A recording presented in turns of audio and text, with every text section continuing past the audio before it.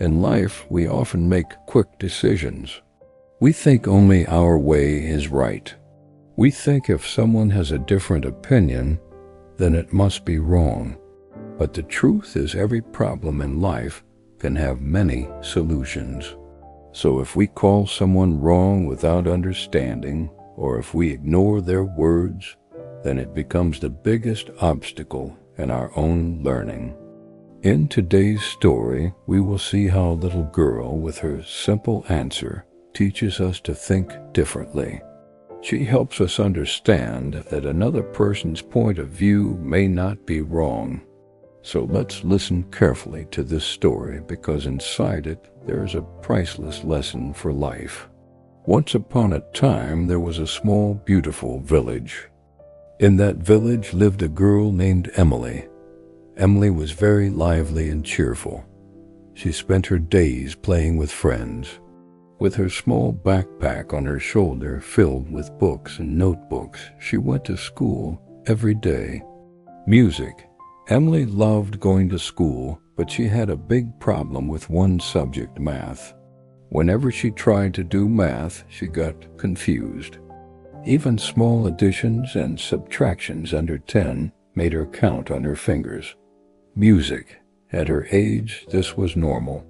But while other children were learning math quickly, Emily's family began to worry a little. One day in class, her teacher, Mr. Johnson, told everyone to draw a picture. This was the children's favorite activity. Everyone started drawing with great excitement. Emily had also brought all her supplies from home. She was drawing with full focus. Math may have been her weakness, music, but drawing was her strength. In fact, she was the best artist in the class. When the drawings were finished, Mr. Johnson went through everyone's work. Some had drawn friends, some ducks, and others colorful and funny things. He understood the limits of children's drawings, so he encouraged everyone. On each notebook, he wrote kind words and gave his signature. In Emily's notebook, he wrote, "Well done, Emily. Music, great work.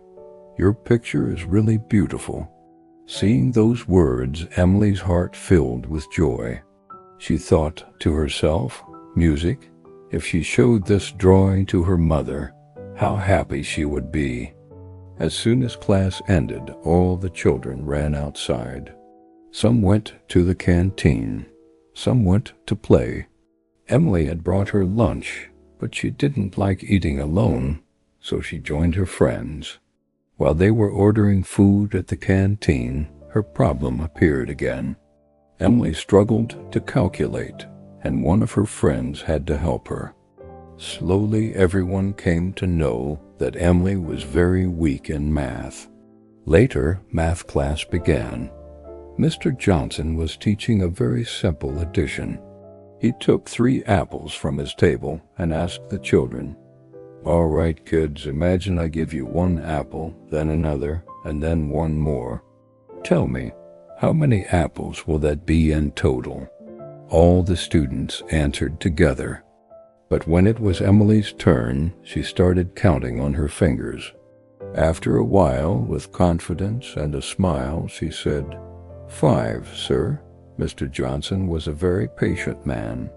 He thought maybe Emily didn't like apples, so she gave the wrong answer. So he asked differently, "All right, Emily, now imagine I give you 1 strawberry, then another, then 1 more. How many strawberries will you have in total?" This time, Emily counted on her fingers and happily replied, "3, sir." Hearing the correct answer, Mr. Johnson was pleased, but he went back to the apple question.